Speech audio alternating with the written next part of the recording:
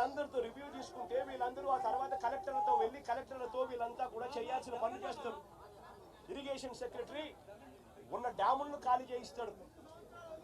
శ్రీశైలంలోను, నాగార్జున సాగర్లోను, పులిచింతల్లోను 3 డ్యాముల్లోనూ కనీసం ప్రతి డ్యామ్లోనూ ఒక 25-30 టీఎంసీలు తగ్గించుకుంటూ వచ్చి కనీసం ఒక 80-90 టీఎంసీలు మేరకు తగ్గించి ఈ 3 డ్యాముల్లో కలిపి ఒక ఫ్లడ్ కుషన్ మెయింటైన్ చేస్తాడు ఇరిగేషన్ సెక్రటరీ.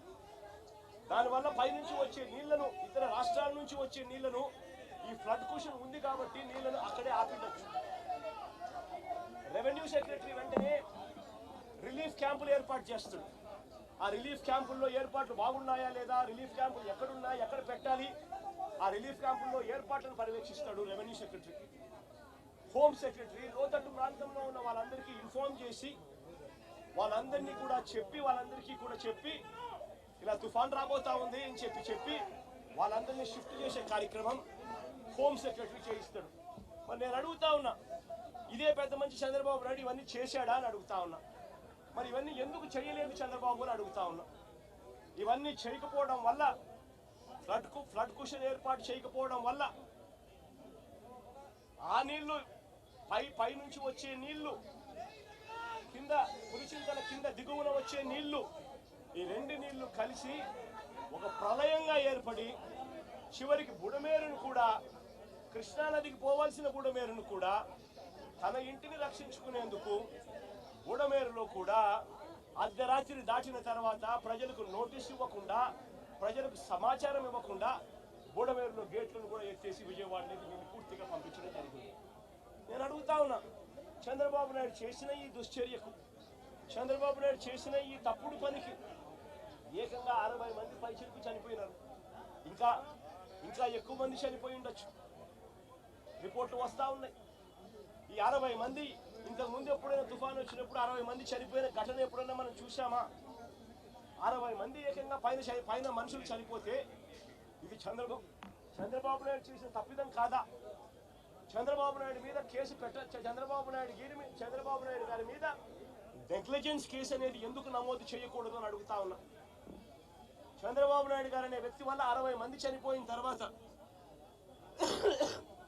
ఆ వ్యక్తి రివ్యూ తీసుకోకపోవడం వల్ల, ఆ వ్యక్తి చెప్పాల్సిన ఆదేశాలు చెప్పకపోవడం వల్ల, ప్రజలకు ఇవ్వాల్సిన ఇన్ఫర్మేషన్ ఇవ్వకపోవడం వల్ల, ప్రజలను అలర్ట్ చేయాల్సిన కార్యక్రమం చేయకపోవడం వల్ల, పైన ఫ్లడ్ కుషన్ పెట్టకపోవడం వల్ల, రిలీఫ్ క్యాంపులు ఏర్పాటు చేయకపోవడం వల్ల ఏకంగా 60 మంది పైచిలుకు చనిపోయారు. కొన్ని లక్షల మంది ఈ రోజు అగసాట్లు పడతా ఉన్నారు. ఇంతకన్నా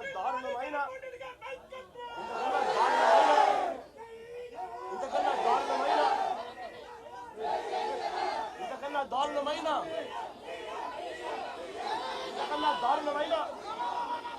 పరిపాలన ఎక్కడైనా ఉంటుందా అని అడుగుతా ఉన్నా. ఈ పెద్ద మనిషి ఈ నేరాన్ని కూడా, ఈ తప్పును కూడా డైవర్ట్ చేసేందుకు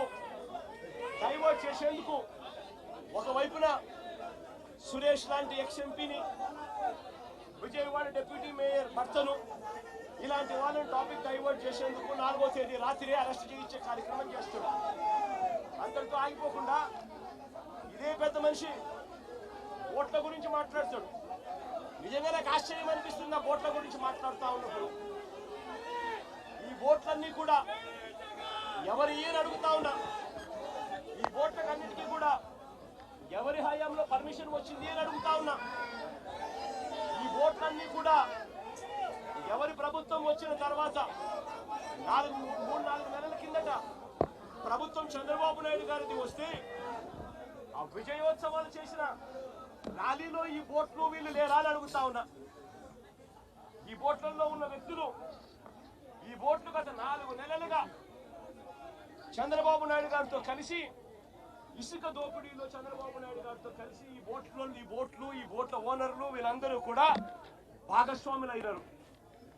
భాగస్వాములు కావడమే కాకుండా చంద్రబాబు నాయుడు గారు గెలిచినప్పుడు ఈ బోట్లతో విజయోత్సవాలు చేసుకున్నారు. ఇదే బోట్ల ఓనర్లు, ఇదే బోట్లకు పర్మిషన్ ఇచ్చింది ఎవరు? చంద్రబాబు నాయుడు గారి హయాంలో. ఎవరు ఈ